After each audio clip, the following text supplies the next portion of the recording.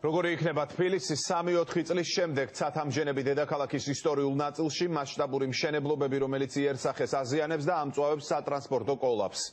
სურათი უკვე დამტკიცებული პროექტებისა და შეთანხმების ეტაპზე არსებული ნებართვების მიხედვით ურბანული კვლევების ცენტრმა მოამზადა. დედაქალაქის ნებისმიერ უბანში მრავალსართულიანი შენობები ერთმანეთის მიყოლებით შენდება. ქაოტური მშენებლობები კი წლებია თბილისისთვის მთავარ პრობლემად იქცა. ყველაზე საგანგაშო ვითარება ამ მხრივ მტკვრის მარჯვენა სანაპიროზეა, სადაც არაერთი მშენებლობა იგეგმება.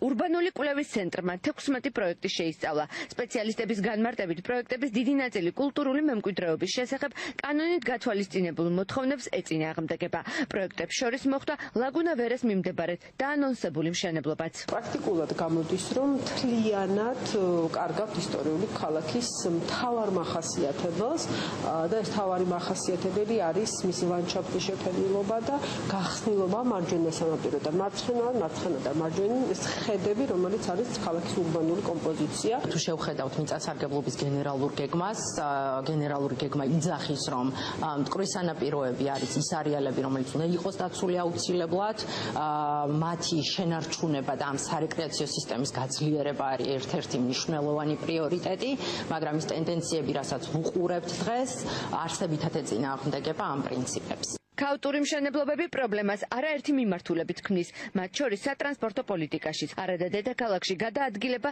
სატრანსპორტო კოლაფსის გამო ისედაც გართულებულია. მოქალაქეებს დანიშნულების ადგილამდე მისასვლელად საათები სჭირდებათ. მივალთ იქამდე, რომ ქალაქში გადაადგილება შეუძლებელი გახდება, ქალაქში სუნთქვა შეუძლებელი გახდება და მარჯვენა სანაპირო, რომელიც არის თბილისის სახე, მთელი ეს განშლა მარჯვენა სანაპიროზე არის კულტურული მემკვიდრეობა, ურბანული მემკვიდრეობა, ხო? თავის ლანდშაფტს ქმნის, თბილისის იერსახეს ქმნის, თბილისის ავთენტურობას ქმნის, უბრალოდ გაქრება. სავარაუდო კორუფციის რისკებზე საუბრობენ საკრებულოს ოპოზიციის წევრები. მათი თქმით, ყველა ამ პროექტის უკან ქართული ოცნების წევრები ან მათთან დაახლოებული პირებით განან. მათივე შეფასებით ხშირ შემთხვევაში პროექტებში დარღვეულია სამშენებლო კოეფიციენტები.